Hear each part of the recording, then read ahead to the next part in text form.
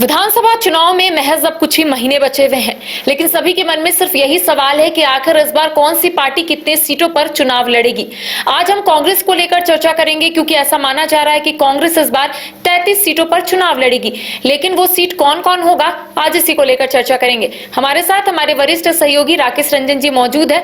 बातचीत करेंगे कि पिछले चुनाव की बात करेंगे 2019 की, तो 31 सीटों पर कांग्रेस ने चुनाव लड़ा था।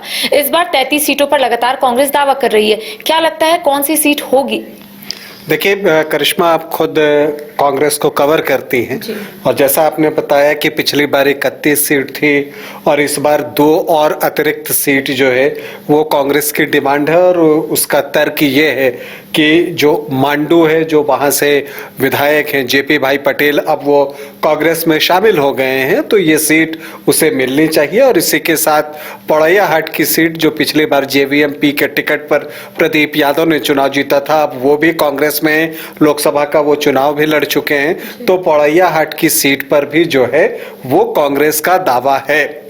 आप जब चर्चाओं के बाजार में जाएं तो आपको ये भी सुनने को मिलता है कि केवल यही 2 सीट नहीं है। और इस बात की तस्दीक जो है आप कई बार कांग्रेसी नेताओं से सुनेंगी कि वो कहते हैं कि देखिए ये हो सकता है कि हमारी डिमांड कुछ ज़्यादा की भी हो। तो खबर ये है कि जो तोरपा की सीट है वहां से कांग्रेस चाहती है कि प्रदीप बालमुचु चुनाव लड़े, तो एक वो अतिरिक्त सीट आ जाती है, चूंकि तोरपा भी पिछली बार जो है वो जेएमएम के पास था।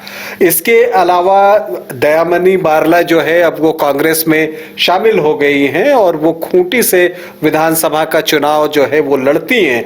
और आपको ये भी बता दूं कि अभी वहां पर बीजेपी के विधायक हैं नीलकंठ सिंह मुंडा, लेकिन वो सीट भी पिछली बार विधानसभा में जो है वो जेएमएम के पास ही था। तो जिन 4 सीटों की बात हम अभी निकाल रहे हैं, वो 4 की 4 जो सीट है वो जेएमएम की है जी। तो ये एक सोचने वाली बात है कि क्या जेएमएम, जो उसकी स्थिति 2019 में थी और जो स्थिति उसकी 2024 में है, फिलवक्त वो ड्राइविंग सीट पर है जी।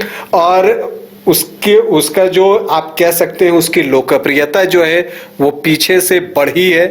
तो ऐसी परिस्थिति में क्या जेएमएम इस बात के लिए तैयार होगा कि जो उसे 43 सीट मिली थी उसमें से 4 सीट जो है वो कांग्रेस ले ले और कांग्रेस 31 से 35 पर पहुंच जाए और वो 43 से 39 पे आ जाए? क्या ऐसा संभव दिखता है? मुझे लगता है कि इसकी संभावना कम है। और इसलिए कम है तो ऐसी परिस्थिति में यह हो सकता है कि कुछ सीटों का आप कहिए कि एक्सचेंज हो सकता है, कि सीट में अदला बदली जो होती है वो हो जाए। और आप मानकर चलिए कि जेएमएम की पूरी कोशिश होगी कि वो 43 सीटों पर ही चुनाव न लड़े, बल्कि वो इससे ज्यादा पर लड़े, ताकि वो जो उसकी एक राजनीतिक हैसियत झारखंड में बनी है उसे वो प्रदर्शित कर सके। तो उसकी भी पूरी कोशिश है कि वो ज्यादा से ज्यादा सीटों पर लड़े। इनफैक्ट जो पिछली बार 43 सीटें थी उससे ज्यादा पर लड़े। कांग्रेस भी चाहता है जो पिछली बार उसे 31 सीट मिले थे उससे वो ज्यादा पर लड़े। और आरजेडी भी आप सुन ही रही हैं कि उनकी भी डिमांड बहुत ज्यादा है, 20-21 सीटों तक है। पिछली बार 7 सीटें आरजेडी को मिली थी, तो इस बार उसकी कोशिश है कि उसे भी ज्यादा सीटें मिले और कम से कम जो है 1 दर्जन सीट तो उसे चाहिए होगा, जैसी बातचीत से आपको लगता है। लेकिन सीट तो 81 ही है। लेकिन कांग्रेस की ओर से तो ये कोशिश की जाएगी ना रंजन जी, की जो सिटिंग सीट है कांग्रेस की उसे कांग्रेस ना छोड़े। तो वैसे तो जेएमएम भी यही सोच रहा होगा कि जो जेएमएम की सिटिंग सीट है वो जेएमएम ना छोड़े, तो फिर बचा क्या? या देखिए, अगर सीटिंग सीट की बात करें तो कांग्रेस के पास 16 सीटिंग सीट है और उसके 31 उम्मीदवार थे। तो खतरा तो यही है कि 15 सीटें ऐसी हैं जिस पर कि जो सहयोगी पार्टियां हैं उनकी नजर हो सकती है कि अगर सीटिंग सीट को हम छोड़ भी दें तो। मैं यही चाहती थी कि आप बोले कि आखिर कौन सी सीट बची हुई है। तो इसी तरह से अब देखिए, जो पिछली बार जो विधानसभा का चुनाव हुआ था तो उस समय कांग्रेस, जेएमएम और आरजेडी, ये 3 पार्टियां उस गठबंधन में शामिल थी। लेकिन अब जो है वो गठबंधन जो है थोड़ा बड़ा हो गया है और उसमें माले की एंट्री हो गई है लोकसभा चुनाव के दौरान। तो ऐसी परिस्थिति में अगर माले भी इस गठबंधन में शामिल हो जाता है तो जो पहली सीट जो आपने कही कि सिटिंग सीट तो चाहेगा, तो माले भी सिटिंग सीट तो चाहेगी ना।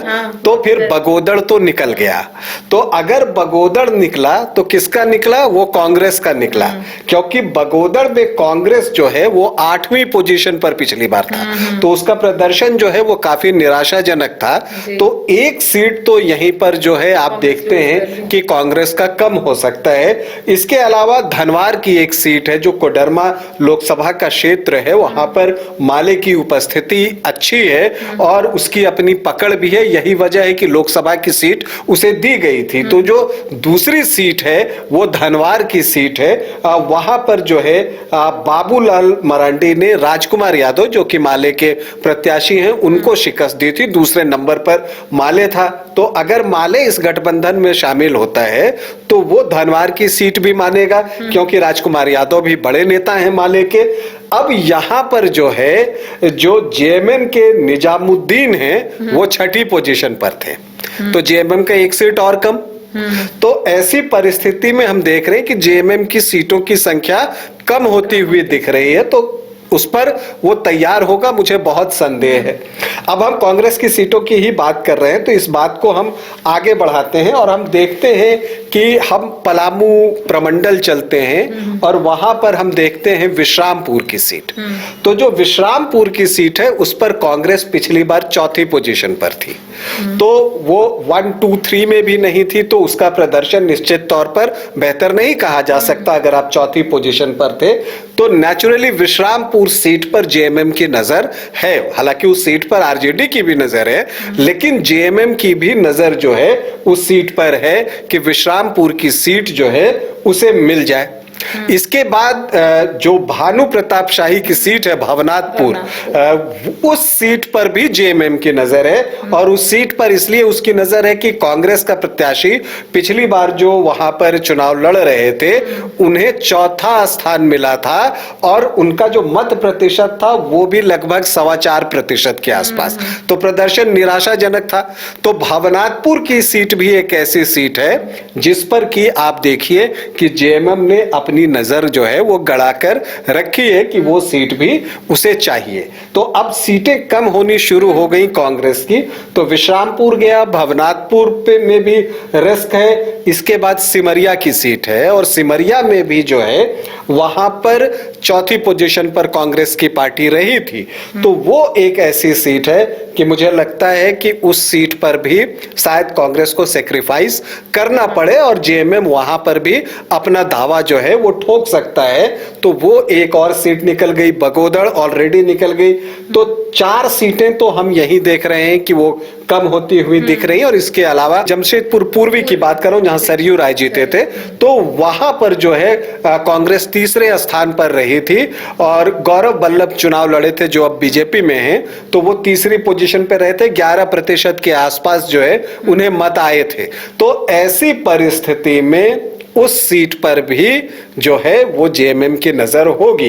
अब ये डेवलपमेंट थोड़ा जमशेदपुर पूर्वी वाला आगे और रोचक हो सकता है कि सरयू राय किस तरफ जाते हैं, उस पर भी बहुत कुछ निर्भर करेगा। लेकिन आप मान कर चलिए कि जमशेदपुर पूर्वी की सीट भी स्टेक पर दिख रही है। अब होगी या नहीं ये बताना मुश्किल है। कांग्रेस के लिहाज से हम बात कर रहे हैं तो हम इस तरह से देखते हैं कि 3, 4, 5 सीटें तो जो है वो आपको कम होती हुई दिख रही हैं। लेकिन अगर 33 सीटों पर कांग्रेस दावा कर रही है, इसका मतलब यही है कि जो 31 सीटों पर 2019 में कांग्रेस ने चुनाव लड़ा था, कांग्रेस ने माइंडसेट बना लिया है कि हाँ उसी सीट पर चुनाव लड़ना है, 2 ऐड ऑन कर लेना है। तो 33 अब वहां से 5 आप देखिए, क्योंकि जेएमएम कम पर लड़ेगा ये मुझे नहीं लगता है। और जेएमएम इस बात का दावा भी कर रहा है कि वो ज्यादा से ज्यादा सीटों पर लड़ेगा। और जमीनी हकीकत भी है, चूंकि आप देखें कि ये जो लोकसभा का चुनाव हुआ वहां भी हमने देखा कि अगर आप देखें कि चुनाव प्रचार की कमान अगर आप देखें तो कल्पना सोरेन के पास ही थी। और जेएमएम चाहेगा कि उसकी पार्टी का विस्तार हो। अभी गठबंधन में वो भले है, लेकिन हर पार्टी चाहती है कि उसे आगे चलकर भविष्य में, अभी नहीं 5 साल बाद 10 साल बाद उसे अकेले बहुमत मिले। तो उसके लिए जरूरी है कि उसका जो प्रेजेंस हो वो राज्य व्यापी हो, पूरे राज्य में हो। तो ये एक अवसर है। आपको याद होगा कि लोकसभा चुनाव के बाद कल्पना सोरेन का हुसैनाबाद में भी कार्यक्रम लगा था और वहां पर भी कार्यक्रम हुआ था। और हुसैनाबाद की सीट आरजेडी की जो है बहुत, आप कह सकते हैं कि एक पुरानी सीट रही है, आरजेडी वहां से बेहतर करता रहा है। तो ये जो विस्तार की कोशिश होती है तो उसके तहत जो है, जो मजबूत पार्टी रहती है वर्तमान समय में किसी भी गठबंधन में, वो चाहती है कि वो अपना विस्तार करे और आगे बढ़े। तो इसलिए अब हालांकि ये आपसी विचार विमर्श के बाद ही तीनों चारों पार्टियां, चूंकि सुनने में तो ये भी आ रहा है कि चूंकि एक चीज और भी देखनी होगी कि लोकसभा चुनाव तक तो ठीक था, लेकिन जब आप विधानसभा चुनाव में जाते हैं तो मार्क्सवादी समन्वय समिति को भी आप दरकिनार नहीं कर सकते। निरसा की सीट और सिंदरी की सीट जो है वहां पर उसकी पकड़ है। पिछली बार इन दोनों सीटों पर मार्क्सवादी समन्वय समिति जो है वो दूसरे स्थान पर था। तो अगर इंडिया गठबंधन चाहता है कि मार्क्सवादी समन्वय समिति उसकी तरफ आ जाए तो उसे उससे गठबंधन करना होगा। और अगर वहां गठबंधन होता है तो क्या होगा कि फिर वो 2 सीट किसी न किसी को छोड़ना पड़ेगा। तो वहां पर फिर जो 2 सीट जिसका नुकसान होगा वो उसकी भरपाई कहीं से तो करना चाहेगा। तो इसलिए मुझे लगता है कि अभी थोड़ा वक्त है, बातचीत के रास्ते जो है हल निकालने की कोशिश की जाएगी।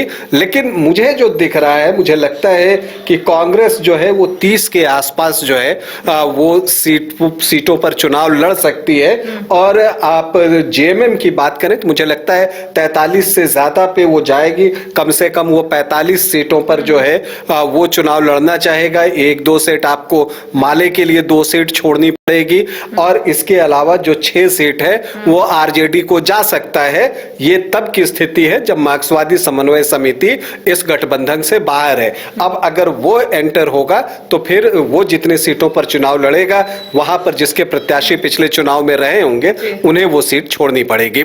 तो देखिए, कांग्रेस को लेकर कई बातें जो है वो सामने आ रही थी कि कांग्रेस की ओर से ये दावा किया जा रहा था कि इस बार कांग्रेस 33 सीटों पर चुनाव लड़ेगी। हालांकि आपने सुना कि राकेश रंजन जी का स्पष्ट रूप से कहना है कि उन्हें ऐसा लगता है कि कांग्रेस 30 सीटों पर चुनाव लड़ सकती है। इसके साथ झारखंड मुक्ति मोर्चा की बात करेंगे तो 45 सीटों पर झारखंड मुक्ति मोर्चा चुनाव लड़ सकता है। अब आरजेडी और माले को कितनी सीट मिलती है ये तो वक्त बताएगा, क्योंकि लगातार बैठकों का दौर भी देखने को मिल रहा है, बातचीत भी हो रही है। अब देखने वाली बात होगी कि आखिर किसको कितनी सीट मिलती है। तमाम अपडेट हम अपने दर्शकों तक पहुंचाएंगे। फिलहाल हमें दे इजाजत, नमस्कार।